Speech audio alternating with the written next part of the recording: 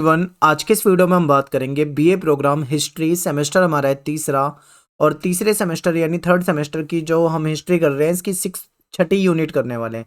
छठी unit का ये second video है और इसमें ये पूरी तरीके से कंप्लीट हो जाएगी। इसमें हम मेनली फोकस करेंगे सूफीवाद और सूफी संतों के ऊपर। ठीक है, वीडियो जो है SOL NC web DU regular और अदर यूनिवर्सिटी जहाँ पे भी सेम सिलेबस है सभी के लिए यूजफुल है। एक बार आप सिलेबस देख लीजिए। टोटल आपके सामने 7 यूनिट है जिसमें से यूनिट 1, 2 और 4 कंप्लीट हो चुके हैं।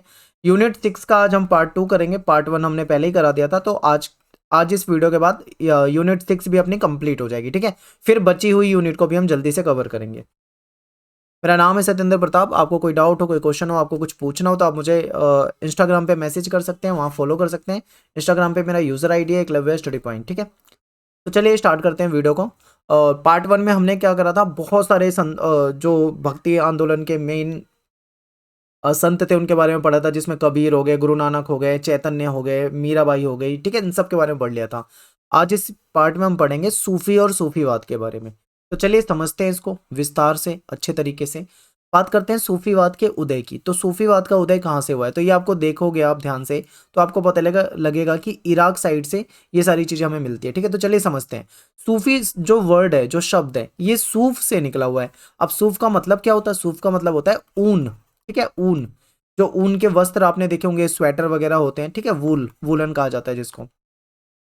शुरू में जो लोग ईश्वर के प्रेम में यानी ईश्वर के प्रति प्रेम जो करते थे, वो दुनिया को चमकाने और मन को लुभाने वाली वस्तुओं से किनारा कशी करके, अर्थात उनका परित्याग करके एक साधारण जीवन जो पद्धति होती है उसके अनुसार बिल्कुल सिंपल जिंदगी जीने लगे थे। ठीक है, ये लोग शरीर को खुरदरे ऊनी वस्त्र जो होते थे उससे ढकते थे। इसी को हम सूफी कहते हैं। ठीक है, यही बाद में सूफी कहलाए। तो अब समझिए इसका मतलब क्या है। देखिए, सूफ जो शब्द है ये, इसका अर्थ होता है ऊन। क्या हुआ कि शुरू में कुछ लोग ऐसे थे जो ईश्वर की भक्ति में, ईश्वर के प्रति प्रेम था उनके मन में, इसलिए उन्होंने दुनिया को चमकाने वाली चीजों का मतलब यहाँ पे है लग्जरी। होता क्या है बच्चे कि आज के समय में हर इंसान लग्जरी लाइफ चाहता है। वो चाहता है उसके पास बंगला हो, उसके पास गाड़ियां हो, उसके पास दुनिया भर की सुख सुविधाएं हो, लग्जरी की ओर भागता है। लेकिन शुरू में कुछ लोगों ने ईश्वर के प्रेम में इस लग्जरी वाली जो चीजें उसको छोड़कर, ठीक है, उसका परित्याग करके साधारण जीवन, बिल्कुल सिंपल सी लाइफ बिताने की कोशिश की। ठीक है, ये लोग क्या करते थे, खुरदरे ऊनी कपड़े पहनते थे और साधना करते थे। ठीक है, इसी को क्या कहा जाता है, सूफी कहा जाता है। ठीक है, तो आई होप आपको समझ में आया होगा। आगे देखते हैं। इस्लाम में जहां एक और राजनीतिकरण की प्रवृत्ति आई, बादशाहत स्थापित हुई, वहीं दूसरी तरफ सूफीवाद का भी उदय हुआ है। बादशाहत का मतलब यहाँ पे क्या है, आपने देखा होगा जो इस्लामिक जो शासक थे, इन्होंने क्या किया था, इन्होंने लूट मार करी थी, मंदिरों को तोड़ा, नष्ट करा। ठीक है, विभिन्न क्षेत्रों पे आक्रमण किया, बाहर से आते थे, आक्रमण करते थे, लूट कर चले जाते थे। कई जगह पे इन्होंने आक्रमण करके उन क्षेत्रों को जीत कर, वहां के शासकों को हटाकर उन्होंने क्या करा, शासन चलाया और बादशाह बन गए। यानी ये सिस्टम था इस्लाम में।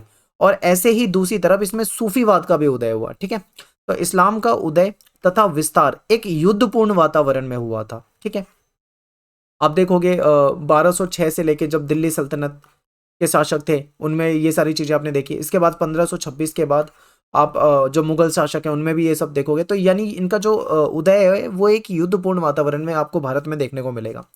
लेकिन इसकी शिक्षाओं में कुछ ऐसे विचार थे जिन्होंने नए धर्म को स्थापित होने तथा फैलने में मदद करी। इस नए धर्म को हम सूफीवाद के रूप में देख सकते हैं। ठीक है, आगे देखिए, आरंभिक सूफी संत, जो स्टार्टिंग में जो सूफी संत है उनके बारे में समझिए।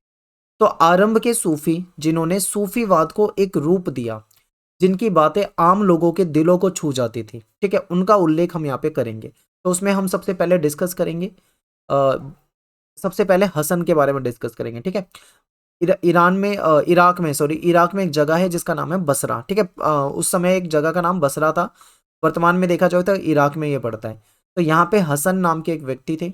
ये उम्मया जो शासक होते थे उनके खिलाफ थे। क्यों खिलाफ थे? क्योंकि देखो, जो दो तरह की चीजें हैं।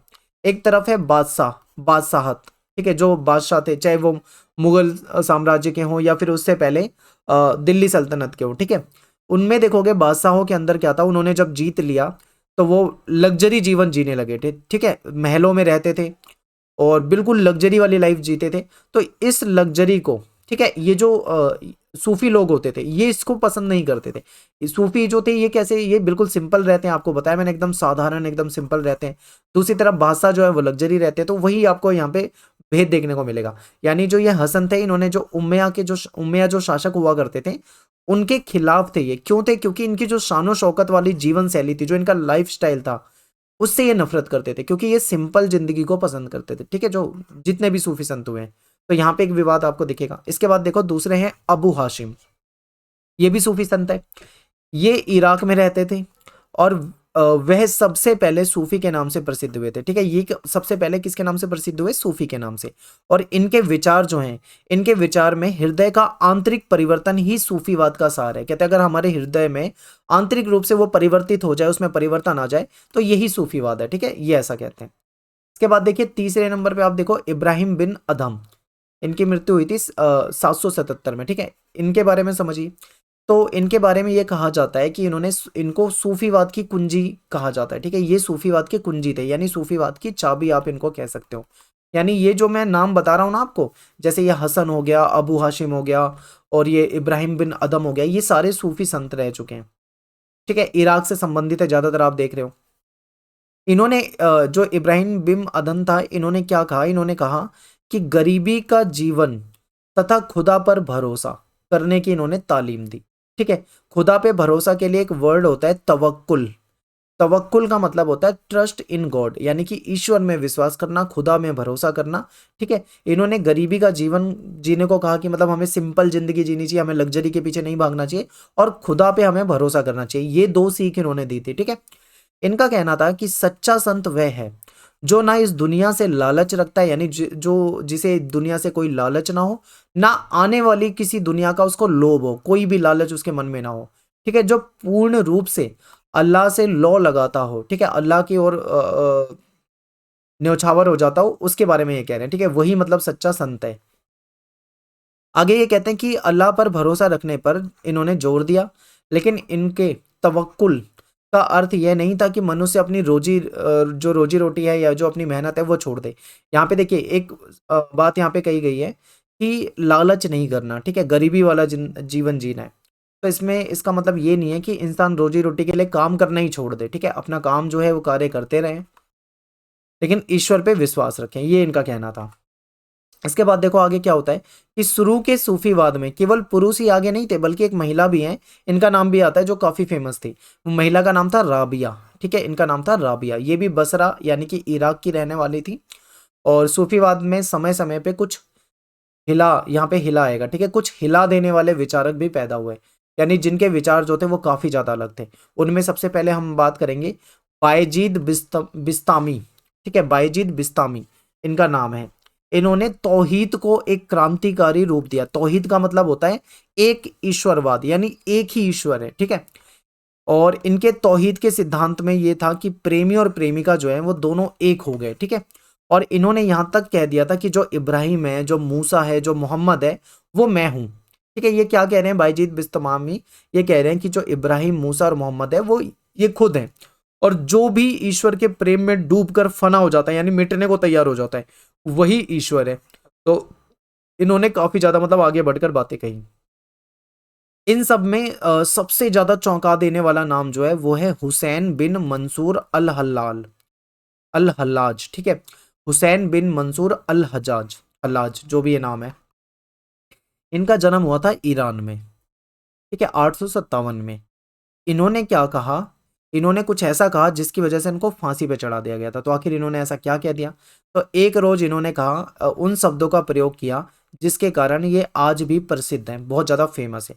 साहित्यकार जो है उन्होंने इन शब्दों को खूब प्रयोग किया है। इन्होंने कहा था अन अल हक, इसका मतलब क्या है? मैं परम सत्य हूं। और इसी कारण इनको 913 में जेल में डाल दिया, और बाद में अल हल्लाज को 26 मार्च 922 को इनको फांसी पे चढ़ा दिया था। मैं परम सत्य हूं, यानी कहीं ना कहीं ईश्वर खुद को मान लेना, कुछ इस प्रकार की इन्होंने बातें करती थी। ठीक है, जिसकी वजह से इनके साथ ये हुआ। इसके बाद देखो एक और व्यक्ति जिसका नाम सूफी जगत में बहुत सम्मान के साथ लिया जाता है, उसका वो है इमाम गजाली।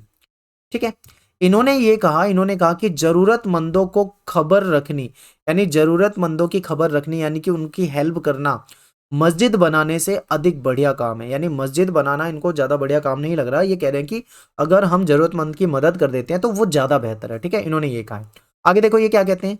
ये कहते हैं कि इनके नज़दीक तवक्कुल यानी ईश्वर पे भरोसा का अर्थ ये नहीं था कि लोग काहिल बन जाए, यानी कि काम करना छोड़ दें, मुफ्त के खाने के आदी हो जाएं। इसका मतलब ये नहीं है, बल्कि इन्होंने अपने जमाने के जो सुल्तान थे उनकी भी इन्होंने खूब आलोचना करी। ये क्या कहते थे सुल्तानों के बारे में, समझिए। ये कहते थे कि हमारे समय के सुल्तानों को जितनी आमदनी है, यानी उनके पास जितनी इनकम है, वो पूरी या फिर लगभग पूरी हराम है। ठीक है, वो सही नहीं है, मतलब उनकी इनकम को ये सही नहीं मानते थे। तो ये तो थे कुछ सूफी जो ईरान और इराक से संबंधित थे। इनके क्या विचार थे वो आपके सामने डिस्कस करा, और शुरुआत वहां से होती है। इसके बाद देखो भारत में, अब बात करेंगे भारत में भी सूफीवाद जो था वो काफी फैला, और कैसे फैला, किसने प्रचार किया, ये सब देखेंगे। तो सूफीवाद का भारत में प्रचार, सबसे पहले जो सूफी भारत आए थे उनमें अबुल हसन अली बन उस्मान अल हुजवीरी, ठीक है, ये थे। ये बहुत बड़ा नाम है, जिनको ये दातागंज जो है, दातागंज बख्श के नाम से ज्यादा फेमस थे। ठीक है, डॉक्टर रिजवी जो है वो लिखते हैं, वो कहते हैं कि इनके अनुसार ठीक है, सॉरी, डॉक्टर रिजवी के अनुसार वह लाहौर में लगभग 1035 में आए, और 1089 के समय के बाद इनकी मृत्यु हो गई थी। ठीक है, इन्होंने कशफुल महजूब फारस नामक कोई पुस्तक है जो कि फारसी भाषा में लिखी है, वो लिखा है। इस इनकी जो पुस्तक है उसमें इन्होंने सूफियों की जो जीवनी है, जो भी सूफी थे उनकी जीवनी लिखी, सूफियों के जो विचार होते थे विचार लिखे, उनका जो काम करने का तरीका होता था, कार्यशैली होती थी, उसके बारे में लिखा। ठीक है, इन्होंने उन सभी सूफियों के बारे में लिखा जो मोहम्मद से उनके काल के बीच में रहे, यानी मोहम्मद से लेकर उनके काल के बीच में जितने भी सूफी आए उन सब के बारे में इन्होंने लिखा। फिर दूसरी पुस्तक इसी समय की है जो काफी मतलब फेमस है, वो है शेख सिहाबुद्दीन सुहरावर्दी की। ठीक है, इस लिखी गई, इनके द्वारा लिखी गई थी। इसको अवारिफ उल मारिफ के नाम से जाना जाता है। ठीक है, डॉक्टर रिजवी जो है वो कहते हैं कि भारत के आरंभ हुए सूफीवाद पे प्रभाव डालता है। यानी इनकी जो पुस्तक है ये क्या करती है, भारत में जो सूफीवाद की शुरुआत होती है उस पे बताया गया है, डिस्कस करा इन्होंने अपनी पुस्तक में, लिखा है कि शुरुआत भारत में कैसे हुई, कहाँ से हुई, किन के द्वारा हुई, वो सब इनकी पुस्तक में मिल जाता है। इसके बाद देखिए इंपॉर्टेंट और भी है कि भारत में सूफीवादी विचारधारा पर अनेक ग्रंथों की रचना हुई, कई सारी किताबें लिखी गई थी। तो जो मोहम्मद हबीब है ये लिखते हैं, प्रोफेसर मोहम्मद हबीब कहते हैं कि चिश्ती, ठीक है, mythic records of the sultan period, ये इनका एक शोध है, इन्होंने एक शोध किया था, इनका लेख है जो कि प्रकाशित हुआ था। इसमें इन्होंने उपलब्ध साहित्य, जो भी उस समय में उपलब्ध साहित्य था, उसको दो भागों में बांटा है, और पहले भाग में जो प्रमाणिक और जो असली पुस्तक है उसका सहारा लिया है, उसके आधार पर इन्होंने एक शोध लिखा था। ठीक है, जो कि आप देखोगे इंपॉर्टेंट है, ये नाम याद रख सकते हैं अगर आप रखें तो, क्योंकि सूफीवाद से क्वेश्चन पेपर में काफी कम आता है। ठीक है, टिप्पणी आ गई तो आ गई, इतना ज्यादा डीप आता नहीं, बाकी मैं आपको समझा रहा हूँ। देखो ये कुछ किताबें थी जैसे फवावेद उल फवाद, खैर उल मजालिस, सियार उल औलिया, ये इन लेखकों के द्वारा लिखी गई थी। इन किताबों पे इन्होंने शोध लिखा। इसके बाद प्रोफेसर रिजवी के अनुसार सूफियों के 14 सिलसिले यानी 14 पंथ बन चुके थे। ठीक है, जो कि इनके फॉलोवर हो चुके थे, और अकबर जो है वो अकबर जो है उसके समकालीन जो इतिहासकार है अबुल फजल, उसने भी इसका उल्लेख किया है, क्योंकि अकबर आप देखोगे कि सूफियों से उनका जुड़ाव था और वो वहां पे जाते भी थे। ठीक है, आगे बात करेंगे। कुल मिलाकर जिन सूफियों ने भारत में जनसाधारण यानी भारत की जनता पर अपना प्रभाव फैलाने में एक महत्वपूर्ण भूमिका अदा करी, उनमें सबसे ज्यादा जो फेमस था वो था चिश्ती सिलसिला। भारत में कई सारे मतलब सूफियों के सिलसिले थे, कई सारे इनके पंथ थे, लेकिन जो सबसे ज्यादा जो फेमस था वो चिश्ती चिश्ती जो थे ये ज्यादा फेमस हुए थे। ठीक है, इसके बाद दूसरे नंबर पे आते हैं सुहरावर्दी सूफी। इन ये पंजाब में, सिंध में और जो मुल्तान वगैरह है यहाँ पे इन्होंने अपना प्रभाव जमा लिया था। इस एरिया में सुहारवर्दी जो थे इनका ज्यादा था, और चिश्ती जो है ये अजमेर वगैरह साइड में आपको देखने को मिलेंगे। ठीक है, इसके बाद क्या है कि कुछ क्षेत्रों में नक्शबंदी और कादरिया जो थे सिलसिले ये भी फेमस थे, लेकिन जो चिश्ती सिलसिले ने भारत में सर्वाधिक लोकप्रियता जो थी वो सबसे ज्यादा चिश्ती सिलसिले को मिली थी। और जहां तक चिश्ती सिलसिले का संबंध है, इसने भारत में जो साधारण लोग हैं, जो आम लोग हैं, उनमें एक विशेष स्थान प्राप्त कर लिया था। और शायद इसी कारण जो रिजवी हैं इन्होंने लिखा है कि चिश्तिया सिलसिला जो है वो मुख्य रूप से भारतीय था, क्योंकि भारत में सबसे ज्यादा लोकप्रिय हो चुका था। ठीक है, इसलिए शायद इन्होंने ऐसा लिखा है। आगे देखिए, चिश्ती सिलसिला जो है इसके संस्थापक है ख्वाजा मोइनुद्दीन चिश्ती। अब देखो पूरे ये जो पूरा टॉपिक है इसमें सबसे ज्यादा जो इंपॉर्टेंट है वो चिश्ती सिलसिला है। तो यहाँ से भी कई बार क्वेश्चन आपसे आ सकता है, तो इसे यहाँ से फोकस करो और ये आपके में कमेंट में आता है, यानी टिप्पणी लिखने पे आती है इस पे। तो देखिए चिश्ती सिलसिले के जो संस्थापक हैं वो है ख्वाजा मोइनुद्दीन चिश्ती। इनका जन्म 1142 के आसपास हुआ था और ये अनेक स्थानों में घूमे थे और वहां से घूमने के बाद ये भारत की ओर आए थे। ठीक है, पहले ये लाहौर पहुंचे, उसके बाद मोहम्मद गौरी की मृत्यु के बाद 1206 में ये दिल्ली आए। फिर दिल्ली इनको सही नहीं लगी, रास नहीं आई, तो ये दिल्ली से चले गए अजमेर में और फिर अजमेर इनको सही लगा तो अजमेर में जाकर ये बस गए। इनकी शिक्षा और इनके कारनामे जो हैं इसका जो उल्लेख मिलता है उस पर यकीन करना काफी मुश्किल हो जाता है, क्योंकि कई जगह पे काफी ज्यादा बढ़ा चढ़ा कर बताया गया है, यानी अतिशयोक्ति का इस्तेमाल किया गया, बहुत ज्यादा बढ़ा चढ़ा कर, इसीलिए पूरी तरीके से यकीन कर पाना थोड़ा मुश्किल है। लेकिन फिर भी कुछ इनसे संबंधित कुछ दंत कथाएं हैं, कुछ मतलब ऐसी कहानियां हैं, स्टोरी है, जिसकी वजह से ये काफी ज्यादा लोकप्रिय था चिश्ती सिलसिला। ठीक है, और ये ख्वाजा मोइनुद्दीन चिश्ती वगैरह। फिर अजमेर में ख्वाजा जो है अल्लाह की साधना में लग गए और एक पवित्र जीवन जो है वहां पे बिताने लगे। इनकी मृत्यु 1236 में अजमेर में हो गई और मध्यकाल में विशेष रूप से अकबर जो थे वो उनकी मजार में आया करते थे, उनके प्रति श्रद्धा व्यक्त करा करते थे। ठीक है, तो इसलिए काफी ज्यादा फेमस है। चिश्ती सिलसिले में जो ख्वाजा जो थे उनके दूसरे चेले थे शेख हमीउद्दीन। ठीक है, ये कहाँ पे दूसरे सूफी सेफ आप इन्हें कह सकते हो, हमीउद्दीन।